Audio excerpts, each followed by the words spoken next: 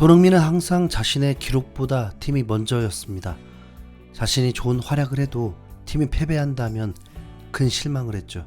반대로 자신이 공격 포인트를 기록하지 못해도 팀이 승리한다면 그걸로 행복해했습니다. 손흥민이 2020-2021 시즌 어버이날에, 그것도 토요일 저녁 황금 시간대에 대한민국의 기쁜 소식을 전하면서 골을 넣었고, 그 골은 자신의 시즌 최다골 경신까지 하는 의미 있는 경기였습니다. 또한 리그 17호 골을 기록하면서 차범근님의 최다골 기록과 타이를 이루게 되었습니다. 아직 3경기가 남았기 때문에 그분의 기록을 넘어설 수도 있습니다. 이 의미 있는 골을 기록했는데 손흥민은 매우 슬퍼하는 상황이 되었습니다. 팀이 챔피언스리그 진출 티켓을 따내기 위해 결승전 치르듯 무조건 이겨야 했던 경기인데, 리그 11위였던, 전반기에도 3대1로 이겼던 리즈 유나이티드에게 1대3 패배를 당하면서 사실상 끝났습니다. 앞으로 후폭풍은 상상도 하기 힘듭니다.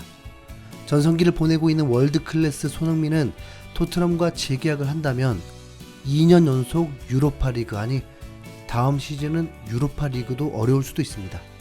메이슨 감독은 셰필드를 이겼던 같은 라인업으로 리즈를 상대했습니다. 그런데 토트넘은 확실히 구멍들이 있었습니다. 리즈 유나이티드가 그 구멍을 제대로 활용하면서 3골이나 넣었고, 토트넘을 완전 압도하며 토트넘의 수준을 적나라하게 알게 해줬습니다.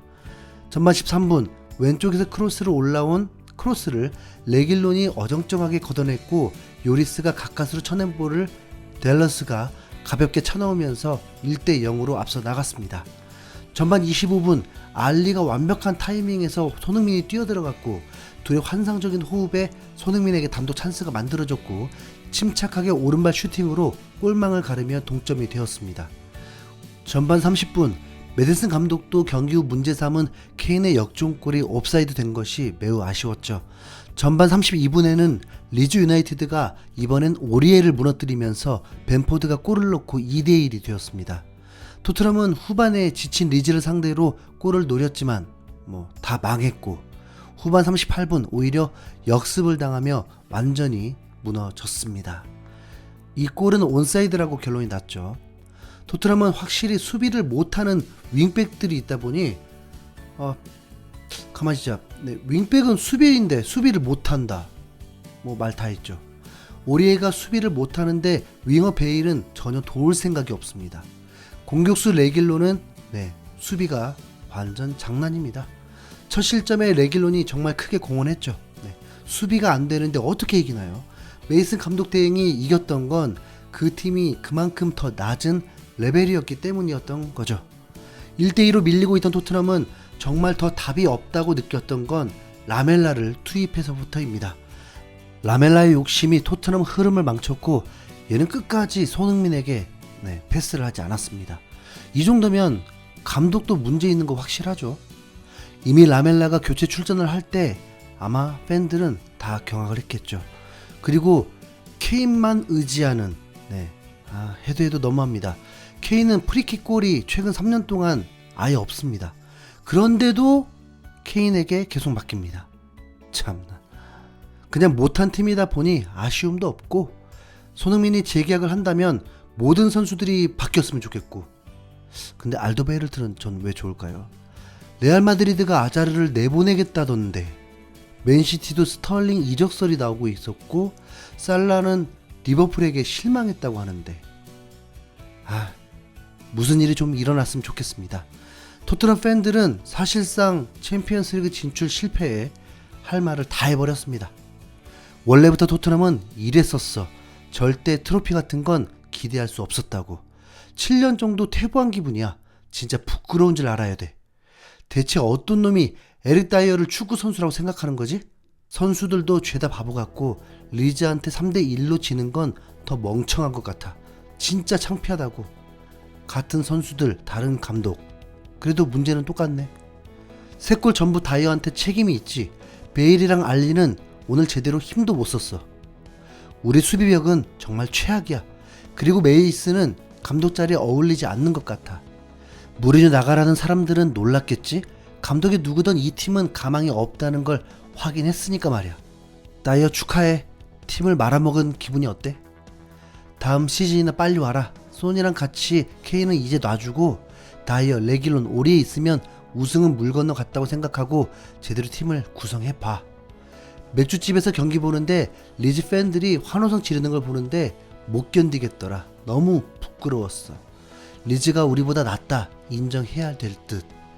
그냥 팀 자체를 없애버리는 게 낫지 않을까? 아무것도 바뀐 게 없다는 게 너무 실망스럽다. 하긴 원래 그랬었지. 기회를 놓친 게 얼마나 아깝냐고.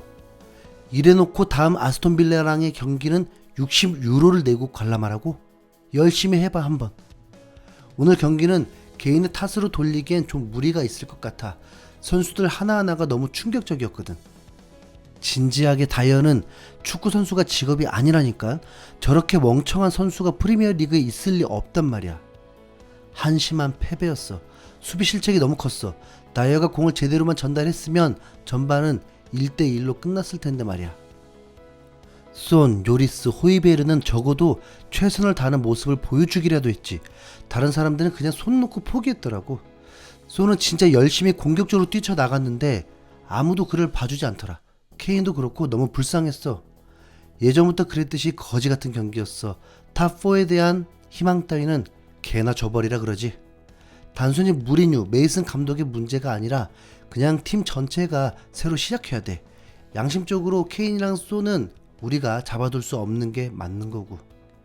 이 경기를 제대로 신경 쓰는 건 요리스 뿐인 것 같던데 수비수들이 얼마나 원망스러웠을까?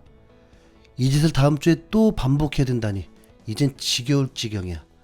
우리가 얼마나 한심한 팀을 응원하고 있는지 모른다면 진정한 토트넘 팬이 아니야. 시즌 마지막 4경기를 갔다가 리그 결승이라는 말을 붙였으면 안 됐어. 그때부터 그냥 포기하고 있을걸. 케인은 축복해주면서 떠나보내자고. 토트넘 같은 한심한 클럽을 떠나서 제발 트로피를 거머쥐어줘. 나는 토트넘을 사랑하지만 송과 케인은 우리보다 훨씬 뛰어난 인재인 것 같아. 이제는 조용히 보내주자. 현실적으로 우린 처음부터 탑4에 들만한 그릇이 아니었어. 나는 원래부터 포기하고 있었어.